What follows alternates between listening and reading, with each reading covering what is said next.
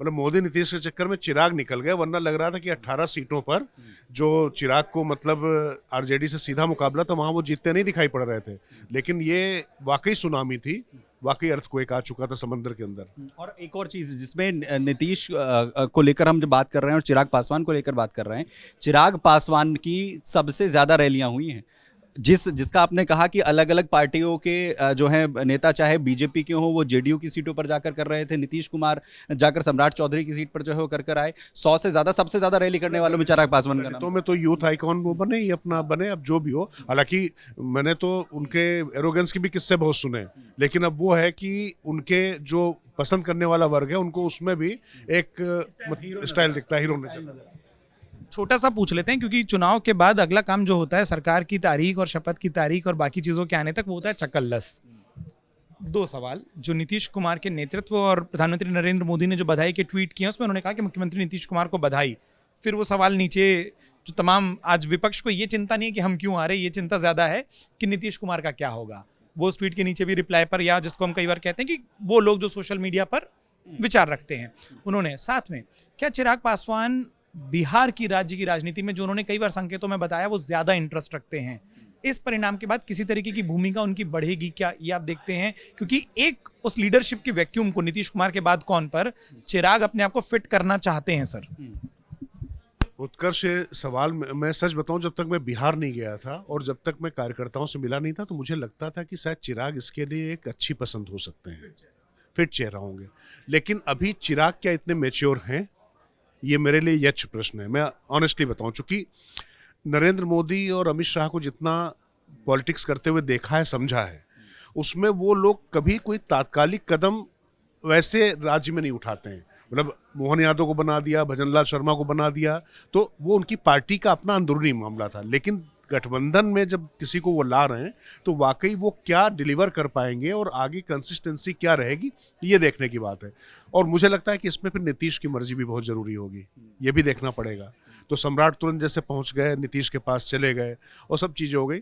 मुझे लगता है कि नीतीश कुमार से ही सब करवाया जाएगा, नीतीश कुमार ही सब करेंगे, क्योंकि भारतीय जनता पार्टी का निश्चित तौर पर लक्ष्य ये है कि किसी भी तरीके से जो कर्पूरी फार्मूला है जिसको नीतीश कुमार ने साकार किया है, उस फार्मूले को लेकर वो नीतीश जैसे कर्पूरी फार्मूले के चेहरे बन गए नीतीश, वैसे बीजेपी की कोशिश जो अब मुझे नजर आती है कि बीजेपी नीतीश को उसी तरीके से अपने आगे सोशल इंजीनियरिंग के लिए चेहरे के तौर पे इस्तेमाल करे। और मुझे लगता है राजनीति में हर आदमी की अपनी रणनीति होती, कितना सफल होगा कितना असफल ये तो समय बताएगा। लेकिन अभी चिराग को वहां डिप्टी सीएम बना देंगे, मतलब मुझे थोड़ा संदेह है उत्कर्ष, मैं ऑनेस्टली आपसे बताऊं। कारण यह है क्योंकि अभी मुझे लगता है कि वो केंद्र में है तो ज्यादा एक्सपोज नहीं है, और वो बिहार है भाई मेरे। मतलब वहां पे जो है ना, मतलब कुल मिला के, मतलब वो गैंग ऑफ वासेपुर टाइप के डायलॉग तुम दे नहीं सकते यहाँ पर।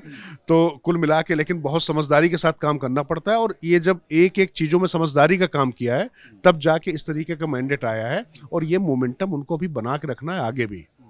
पश्चिम बंगाल भी है और दूसरे राज्यों में भी चुनाव है, तो मुझे लगता है कि कुछ चीजें तो करेंगे। अब सरप्राइजिंग एलिमेंट क्या होगा ये देखने वाली, जैसे नित्यानंद राय को भी वहां पर बहुत ज्यादा वो कर रहे थे, तो नित्यानंद राय क्या डार्क हॉर्स हो सकते हैं भारतीय जनता पार्टी के, इस बार क्या उनको वहां लेकर जाएंगे? अब मैं जितना अभी वहां के माहौल को देख के समझ पा रहा हूं, अगर ऐसा कुछ होता है तो शायद इस जीत पे उस तरीके का उत्साह पे पानी फेरने जैसा होगा, ऐसा लगता है। उत्कर्ष आप मुझसे ज्यादा घूमे हैं, लेकिन अभी चिराग को ले जाने का रिस्क लेंगे या नहीं लेंगे, ये मतलब मेरे लिए भी सवाल है। अब उन लोगों ने क्या कैलकुलेशन किया मैं नहीं जानता, लेकिन हाँ मुझे लगता है कि उप मुख्यमंत्री जो है इस बार बदले जाएंगे। ये बिल्कुल सही है सर कि चिराग को लेकर वो उस तरीके का रिस्क लिया जाएगा या नहीं लिया जाएगा। लेकिन चिराग पासवान तो जो सीट बंटवारे से पहले उनका कॉन्फिडेंस नजर आ रहा था, या सीटों को लेकर जो लगातार वो कोशिश कर रहे थे अपनी अप्रोच बढ़ाने की, वो तो अपने आप को कहीं ना कहीं एक इशारा दे रहे हैं कि वो पूरी तरह तैयार हैं। वो तो उस कॉन्फिडेंस को दिखाने की बार बार कोशिश कर रहे हैं। अपने स्ट्राइक रेट का जो जिक्र किया जाता है, चाहे लोकसभा की बात हो, और अब विधानसभा में भी वही स्थिति है। देखिए सुमित, हनुमान बहुत बड़ा शब्द है, बहुत बड़ा शब्द है। हनुमान का तो मतलब है कि कुछ बोलना ही ना पड़े और समझ जाए, है ना। हनुमान का मतलब होना आसान नहीं होता है। लेकिन चेतक भी एक रहे कि राणा की पुतली फिरी नहीं चेतक तब तक मुड़ जाता था। तो अब राणा की पुतली जहां फिरेगी, और राणा कौन है आपको पता है, तो चेतक किधर मुड़ेगा मुझे पता नहीं। लेकिन मैं फिर कह रहा हूं कि एक नया चेहरा, एक दलित चेहरा, उस लिहाज से चिराग बहुत अच्छे नज़र आते हैं। लेकिन क्या वाकई उनकी पार्टी उस तरीके से और वो उसके लिए तैयार हैं, ये मुझे लगता है कि इसका आकलन ये लोग करेंगे। अगर चिराग को वाकई उस तरीके से उनको तैयार करना है तो मुझे लगता है कि वो शायद करने की कोशिश करेंगे, तो अभी दिल्ली में रखेंगे। और अगर चिराग को एक्सपोज करना है तो मुझे लगता है वो भेज देंगे। क्या लगता है आपको, चिराग तैयार है इसके लिए? बड़ी खबर उन्होंने बाद में दे दी। आप चिराग पर, मैं अभी तक वहीं अटका हूं जब उन्होंने धीरे से कह दिया कि दोनों ही कहा ना आपने कि दोनों डिप्टी सीएम बदले जाएंगे। मैं दोनों पर जोर दे रहा हूँ जानबूझ कर कि दोनों कहा कि नहीं कहा। और असली खबर यही होती है ना कि जब आंकड़े सबके पास मौजूद हो तो अंदर क्या है वो हमारे पास मौजूद है। अंत में एक बात, जो एक फैक्टर है जिसको मैं कह देता हूं क्योंकि कई सारी बातें आई, वो ये है कि इस चुनाव के बाद जो सबसे मुश्किल काम होगा वो होगा बिहार की कैबिनेट का।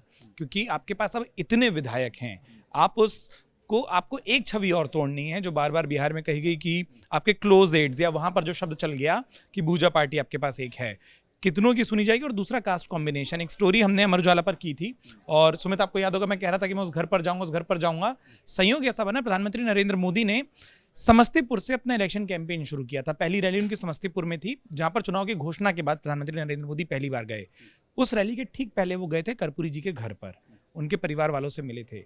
और उस दिन जो सर थोड़ी देर पहले कह रहे थे ना, एक बात ध्यान रखिएगा, मेरा अपना आकलन ये है कि ओबीसी और ईबीसी इस वर्ग को सबसे ज्यादा साधेगी। क्योंकि प्रधानमंत्री नरेंद्र मोदी ने जो जीत के बाद अपना बधाई पोस्ट किया है, सोशल पोस्ट किया है, उस पर उन्होंने जो सारे 3-4 एंगल के साथ साथ विकास की जीत और तमाम जो बातों का उल्लेख किया, सामाजिक न्याय एक शब्द का उल्लेख किया है। और उसके लिए वो भाजपा नहीं चाहती कि राजद या लालू प्रसाद यादव के पास ये टैग कभी भी जाए जो राजद के लोग कहते हैं। इसलिए जो सर ने कहा, मुझे अब लग रहा है कि इस बार जो आपको प्रारूप दिखाई देगा कि अगर बिहार में सामाजिक न्याय के प्रतीकों की बात होगी तो कर्पूरी ठाकुर के बाद अब नीतीश कुमार को उस लाइन में खड़ा करने की, हो सकता है मैं बहुत बड़ी बात कह रहा हूं, बिहार के हमारे तमाम दोस्त ये आप लोगों से माफी के साथ कि हम बिहार को उतना नहीं समझे, लेकिन जो हम समझ पाए या जो हमने समझने की कोशिश की, उस लाइन में अब नीतीश कुमार को खड़ा करने की कोशिश होगी। सबसे बड़ा सेहरा वहां है। और नीतीश कुमार को लेकर उस तरीके का जो भाव है वो पूरे चुनाव के अंदर भी देखने को मिला। यानी नीतीश जो है वो पूरी तरीके से स्वीकार्य थे और उसी पर मोहर जो लगाई, और इसलिए डबल सेंचुरी यहां पर एनडीए की हुई है। लेकिन हमने ये तलाशने की कोशिश की कि आखिर अब